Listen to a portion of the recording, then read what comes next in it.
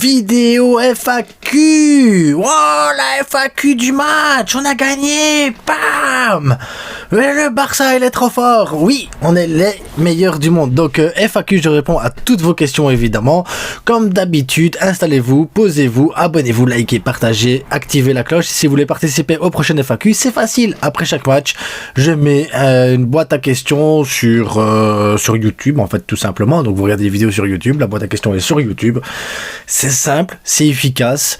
Maintenant, je mets une boîte à questions sur Insta et je réponds directement sur Instagram. Voilà, faites-vous plaisir, allez où vous voulez, je suis partout.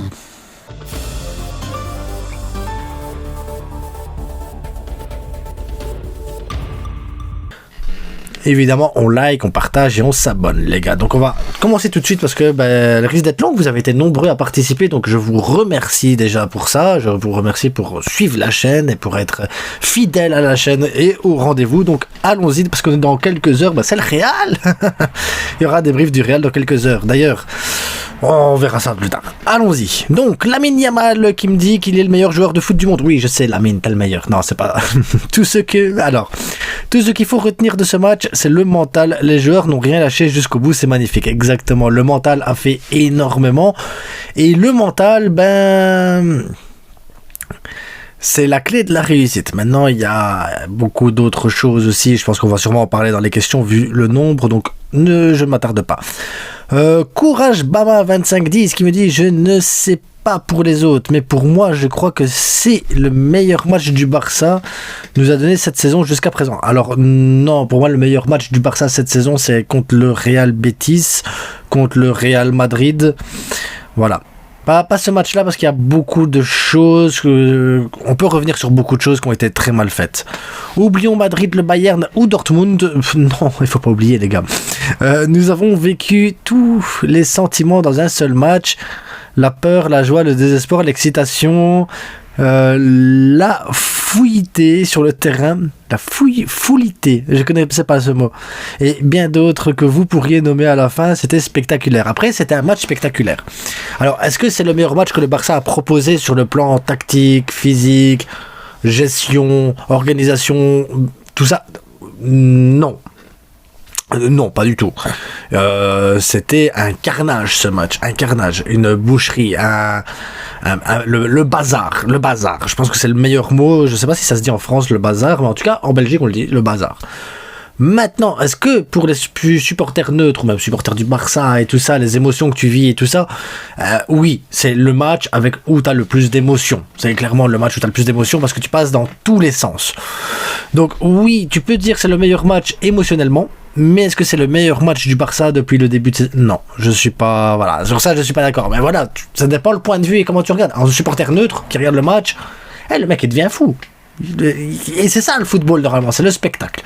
Donc il y a eu du spectacle et il faut retenir qu'il y a eu du spectacle en fait.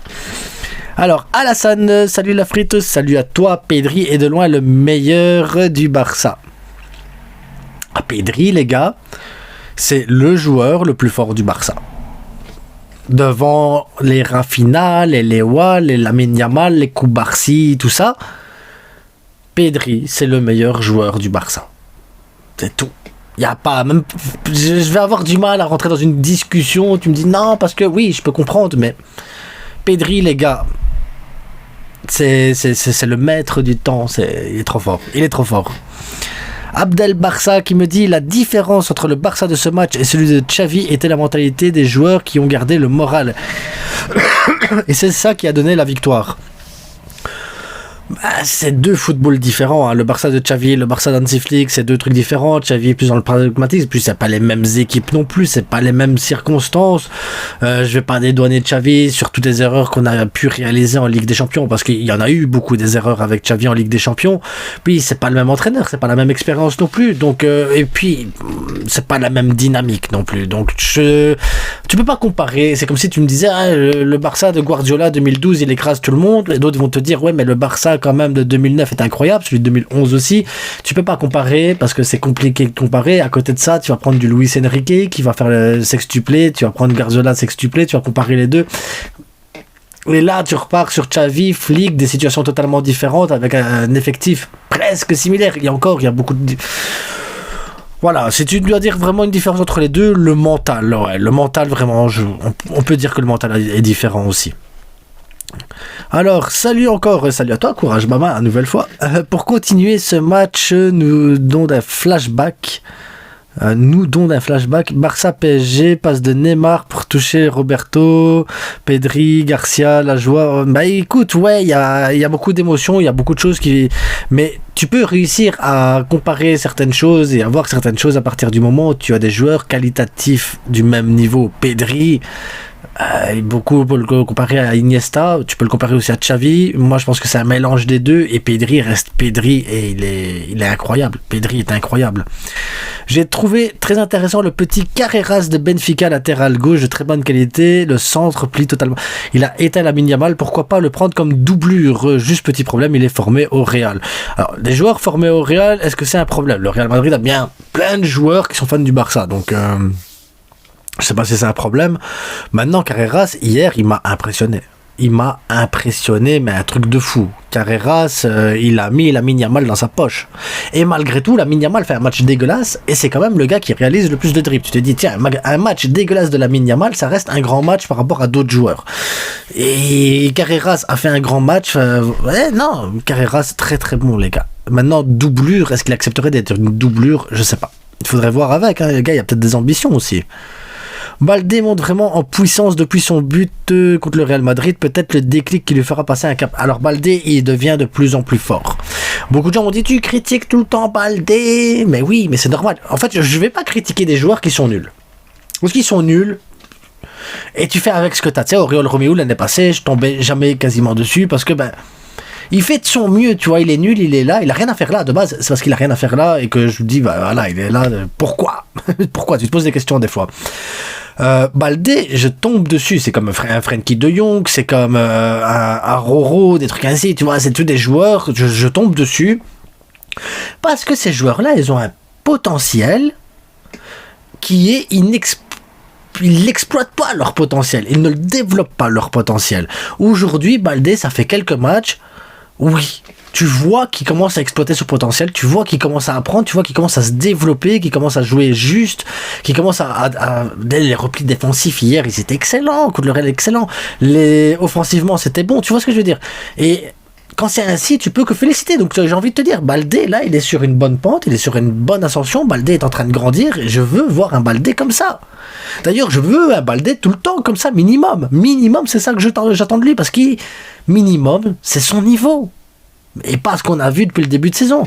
Donc Baldé a un réel potentiel, et donc oui, quand je suis critique avec certains joueurs, c'est parce que derrière, je sais qu'ils peuvent faire mieux.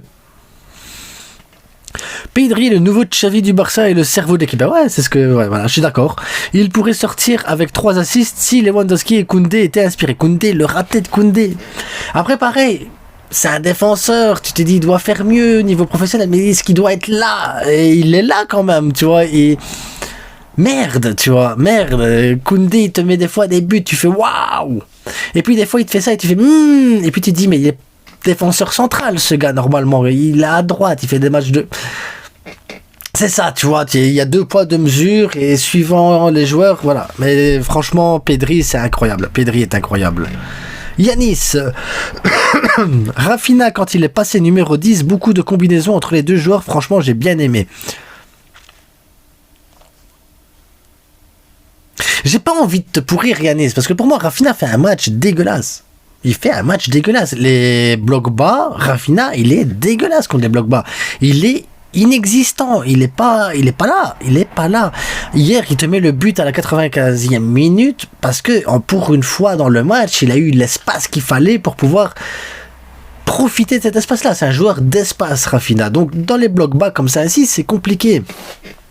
Alors oui, t'as bien aimé, il y a eu un mieux par rapport à la première mi-temps où il a été fantomatique, il rate même un face à...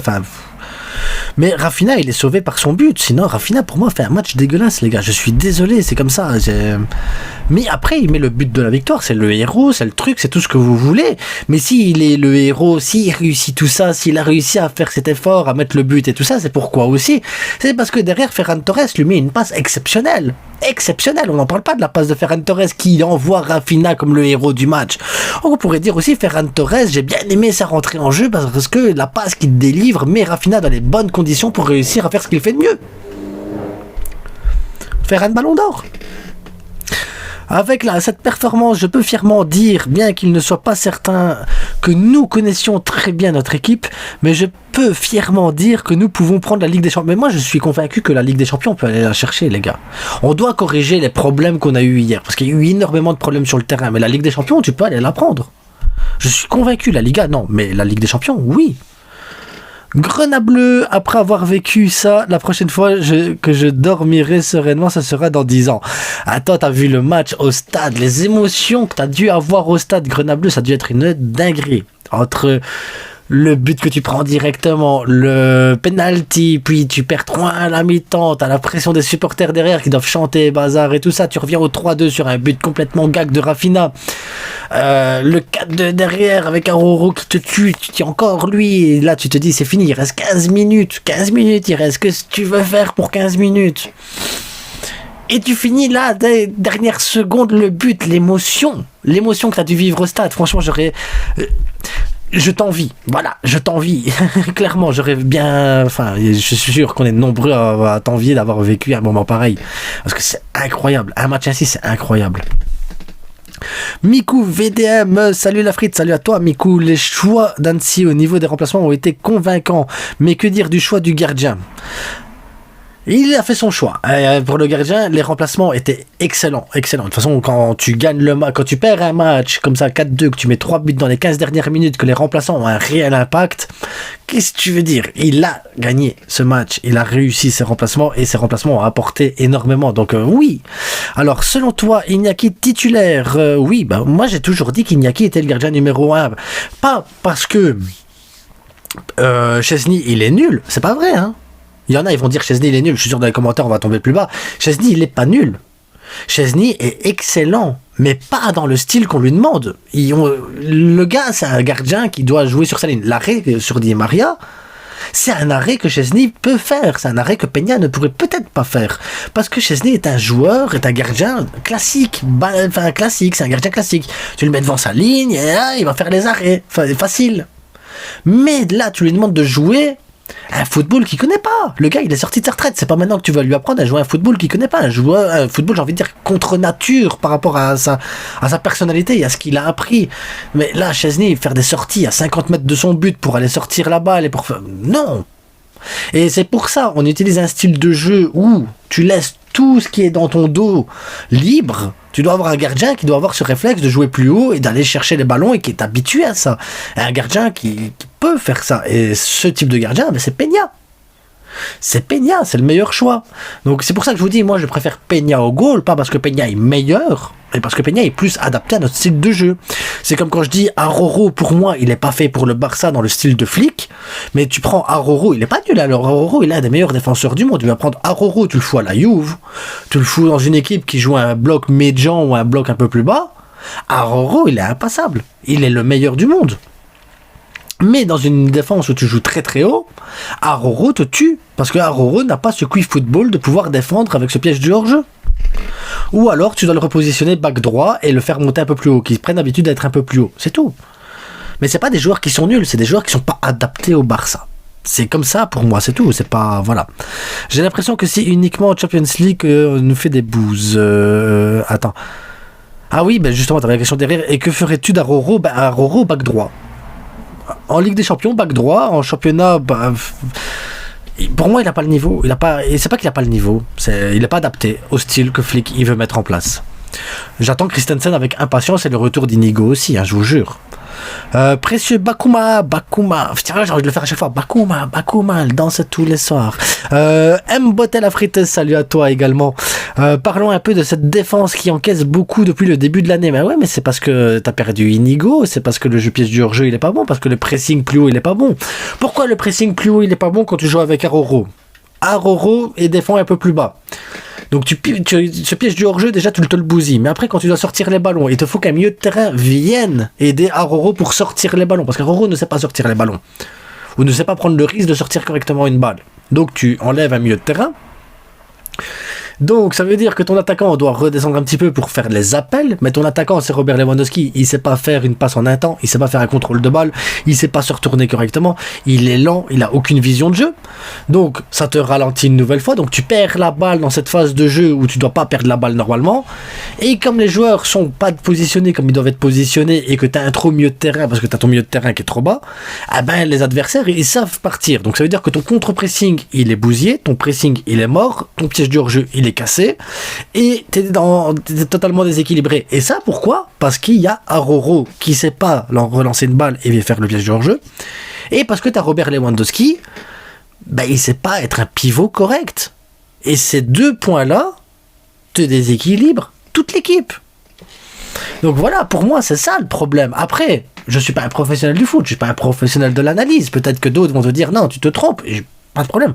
J'ai pas cette prétention de dire que j'ai raison, mais moi c'est ce que je constate. Maintenant, si d'autres ont des constatations différentes en me disant maintenant tu déconnes, Roro il est incroyable, et Robert Lewandowski, c'est parce que tu te rends pas compte, mais ses contrôles ils sont exceptionnels. Ok, je veux bien l'entendre. Et encore. Mais pour moi c'est ça le problème.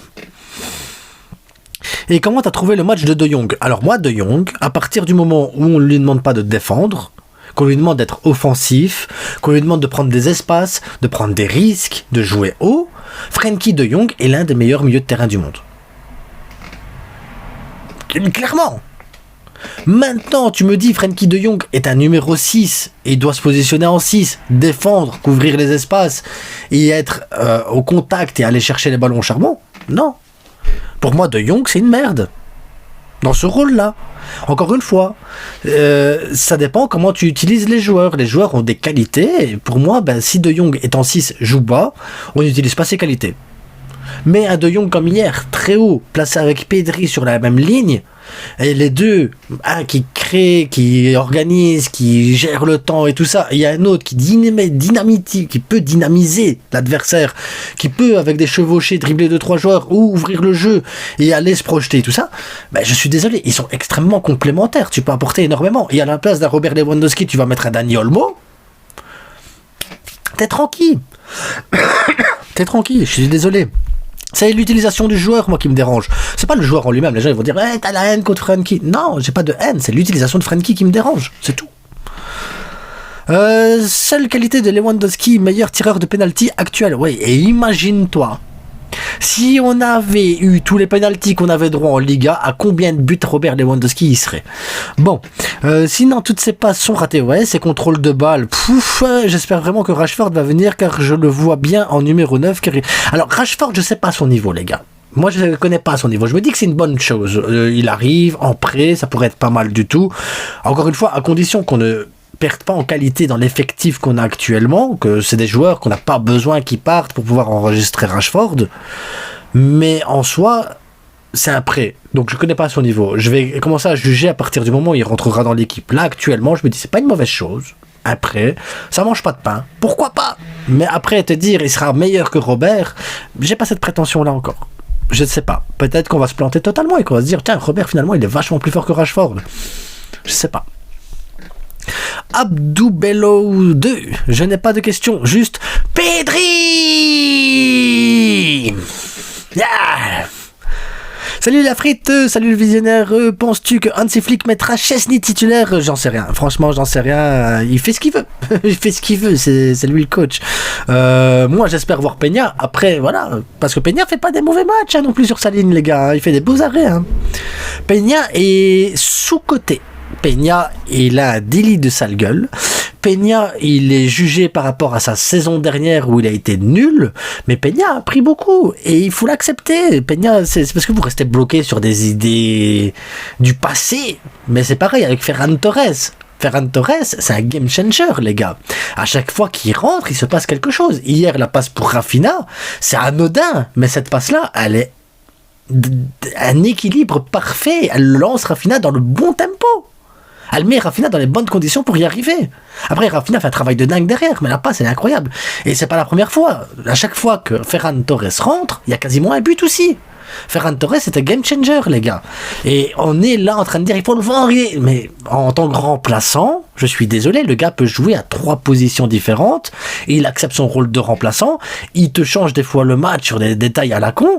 Et c'est parce qu'il a, encore une fois, c'est des joueurs, c'est comme Garcia. Garcia, hier, il te met un but, mais tout le monde voulait le vendre avant. Moi, je vous dis, Garcia, 10 millions, c'est déconné. Il vaut bien plus que ça. Et hier, il te met un but qui vaut bien plus que 10 millions. 27 millions on va rapporter avec la tête de Garcia. 27 millions. Et tu vas vendre Garcia 10 millions.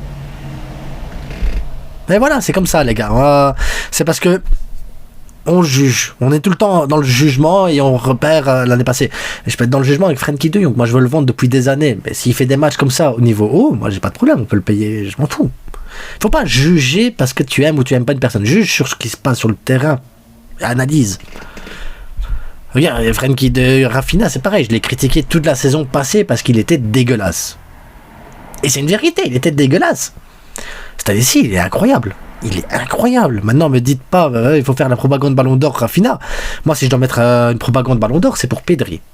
Pedri, les gars. Salut la frite, salut à toi, Team On Flow. Enfin le Barça gagne dans la douleur. Enfin, qu'as-tu pensé de Rafinha, notre héros? Pas euro, héros. Bah écoute, comme je l'ai dit, Rafinha nous sauve, mais il n'a pas fait un match incroyable.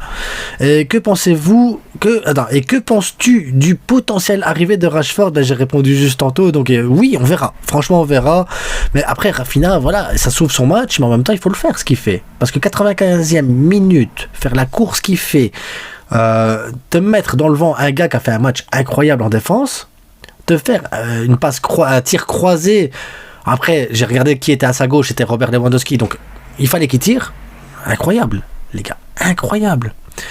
Tu penses qu'on peut retenir quoi de ce match? Seulement le positif? Non, il faut retenir aussi le négatif, parce qu'il y a des choses... il y a du positif et du négatif, mais voilà, on en parle. D'ailleurs, tu as eu une réponse. Pour moi, ce qui en conclut, c'est jamais lâcher, y croire jusqu'au bout, et les remplaçants ont fait la différence. Et là, les gars, c'est important de se dire ça aussi. On parle toujours d'un problème de banc, de qualitatif et tout ça. Les remplaçants doivent pouvoir faire la différence quand les titulaires sont fatigués ou quand tu fais des changements. Hier, les remplaçants ont tous fait leur boulot. Et c'est rare de se dire, ok, chaque remplacement a été hyper important. Même Gérard Martin a été hyper important, les gars. Même Gérard Martin. Amine Moadedine, j'espère que je le dis bien. Salut la frite, est-ce que tu as une idée pourquoi Flick laisse Robert Lewandowski finir le match? Parce qu'il a joué avec 4 attaquants et que Robert reste Robert. Il est capable à tout moment de te mettre un but, et si tu le sors, pareil, la confiance aussi. Un attaquant fonctionne avec la confiance, donc tu te dis, un Robert en confiance va te mettre des buts. Là c'est compliqué, mais un Robert en confiance va te mettre des buts. Les débriefs sur l'Atlético m'intéressent beaucoup car il n'y a personne sur YouTube qui en parle. Alors je fais des débriefs de l'Atlético Madrid sur ma deuxième chaîne, donc la chaîne secondaire qui s'appelle Liga Passion Foot. Voilà, il y a les débriefs de l'Atlético Madrid et il y a d'autres trucs. On a parlé de Mallorca, je pense qu'on a parlé de Séville, on a parlé de l'Atlético Madrid 2 fois. Le Real Madrid aussi un petit peu, même si les joueurs, même si les gens qui regardent mes vidéos sur le Real Madrid sont des madrilènes et ont tendance un peu à m'insulter en ce moment. Après on s'en fout, mais voilà. Mais on parle un peu de tout, donc voilà. Bilbao, c'est une vidéo que j'ai envie de faire aussi. Bilbao. Mais une chose à la fois, il y a trop de matchs en ce moment, j'essaie de gérer. Si ce n'est, je trouve qu'il n'y a... Attends, je trouve qu'il... ça a été écrit Chesney. Oh, il y a personne qui sait écrire son nom, même pas moi. Je trouve qu'il n'a plus le haut niveau que Flick nous met. Voilà, mais c'est pas grave, les gars, il lui fait plaisir. Tac. Chesney il est pas adapté au Barça, les gars. Il est pas adapté au style du Barça. Dans un bloc bas, Chesney, c'est comme un Roro. C'est très fort. Yanis Rafinha est-il le meilleur joueur du monde actuellement pour toi? Non, c'est Pedri.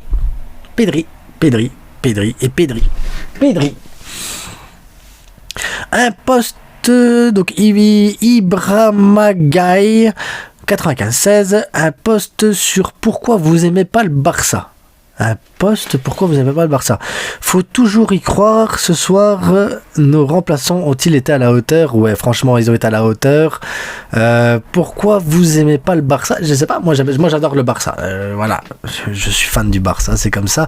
Mais après, c'est compliqué d'y croire, tu sais. Les circonstances du match étaient assez étranges.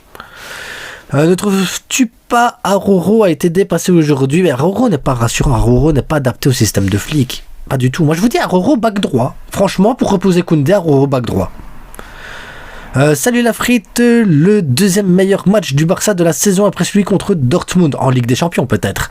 J'ai aimé la réaction et l'état d'esprit de l'équipe. La question, le problème était quoi dans ce match? Je pense qu'on l'a signalé. Je vais parler avec Aroro, le placement, le problème de déséquilibre, la justesse de Robert Lewandowski, le fait que Rafinha était absent pendant 75 minutes facilement. Lamine Yamal, malgré les dribbles et tout ça, qui est le meilleur dribbleur, n'a pas apporté ce qu'il aurait pu apporter normalement. Après, je l'en veux pas, c'est un gamin de 17 ans. Tu sais, j'attends pas qu'un gamin de 17 ans sauve le match non plus, faut pas déconner. Les relances d'Aroro, qu'est-ce qui n'a pas été? Koundé était moins décisif qu'à son habituel. Après, voilà, c'est un défenseur droit qui se retrouve dans un rectangle, c'est compliqué. Il y a beaucoup de choses qui n'ont pas été, et en même temps, n'a pas été assez décisif. Chesney n'est pas habitué, donc voilà, c'est beaucoup de choses qui n'ont pas été.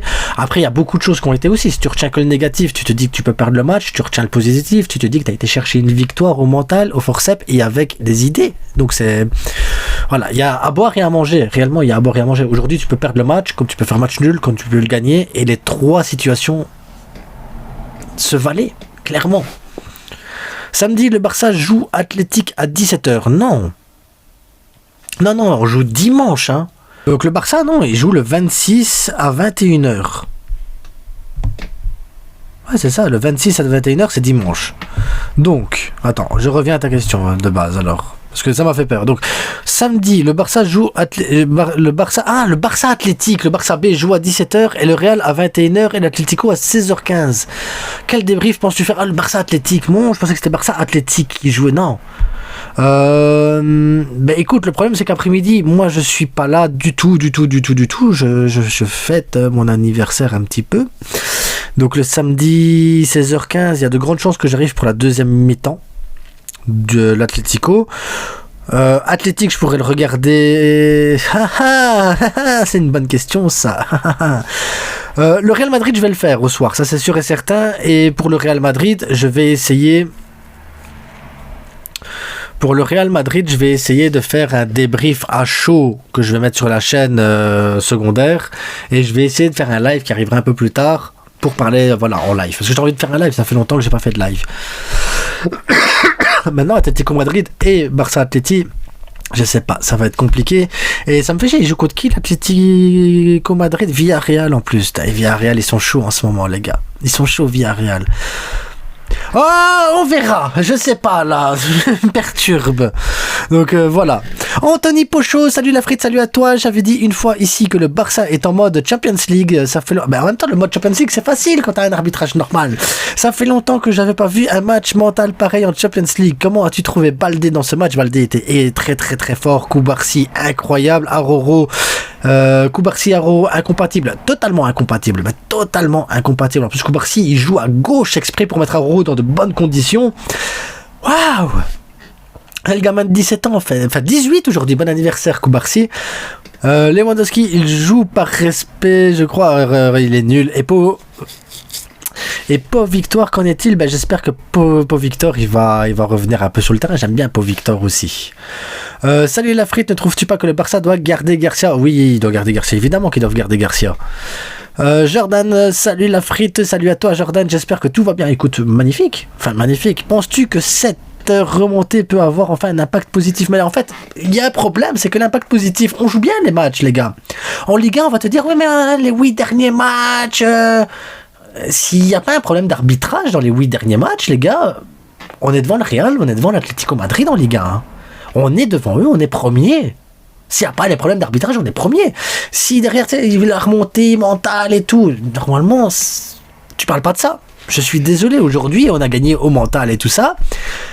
Et ça fait du bien parce que t'as certains matchs, tu es obligé de les gagner comme ça. C'est comme ça que tu vas chercher une Ligue des Champions, une Liga, une Copa, n'importe quoi. Il y a des matchs où c'est compliqué. Tu peux pas avoir des matchs 100% parfaits. Mais en Liga, s'il n'y a pas toute cette connerie-là d'arbitrage, on est premier. On joue bien. Pour moi, si tu enlèves Pedri, Rafinha et Yamal dans cette équipe, c'est terminé. C'est les seuls qui portent le Barça. Non, je suis désolé, Rafinha ne porte pas le Barça à lui tout seul. Il a des stats incroyables, il fait des matchs incroyables, mais quand ça va pas, il ne porte pas. Pedri, pour moi, est le joueur qui porte le Barça à lui tout seul. Pedri, Koubarsi, c'est les deux joueurs qui sont pour moi d'une régularité de malade dans tous les domaines. Rafinha, hier a réussi son match à la dernière minute. Encore une fois, je veux pas rabaisser Rafinha parce qu'il y a des matchs, le gars il te porte l'équipe.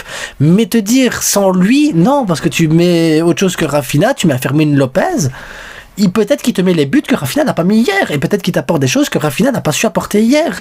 Et dans les blocs bas, tu vas peut-être mettre un autre joueur, un Moussiala, un truc, ça va être autre chose. Non, je suis désolé, Yanis. Et ça m'énerve parce que j'ai l'impression de rabaisser Rafinha alors qu'il est exceptionnel cette saison. Il est exceptionnel. Et ça m'énerve tes questions, elles m'énervent parce que tu m'obliges à rabaisser Rafinha alors qu'il...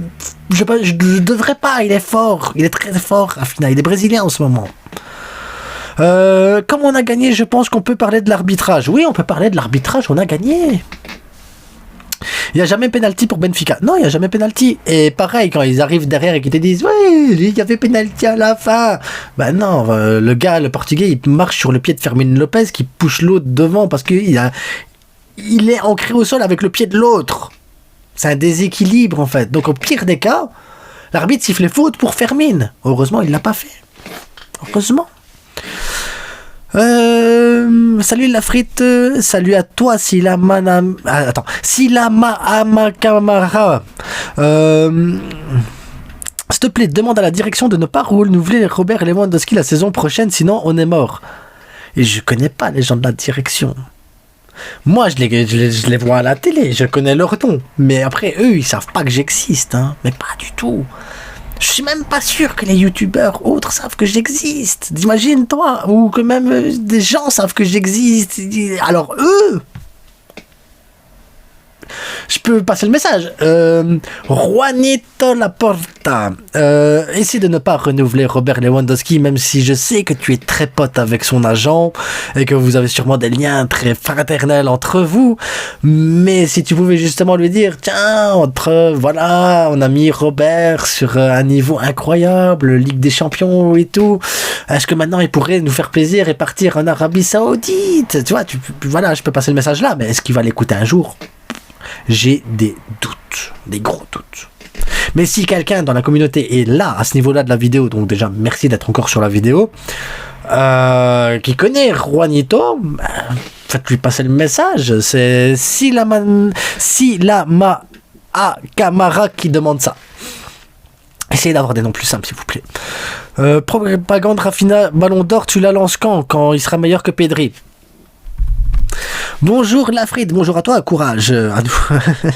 Avant de commencer, 1 minute de silence pour Tech. Mais ouais, mais il faut pas les gars, il faut pas. Je vous jure que Tech, c'est parce qu'on lui demande de faire quelque chose qui n'est pas adapté à son football, les gars. Il faut pas lui cracher dessus, il faut pas, voilà. Il faut accepter que Tech, c'est pas notre gardien numéro 1 normalement.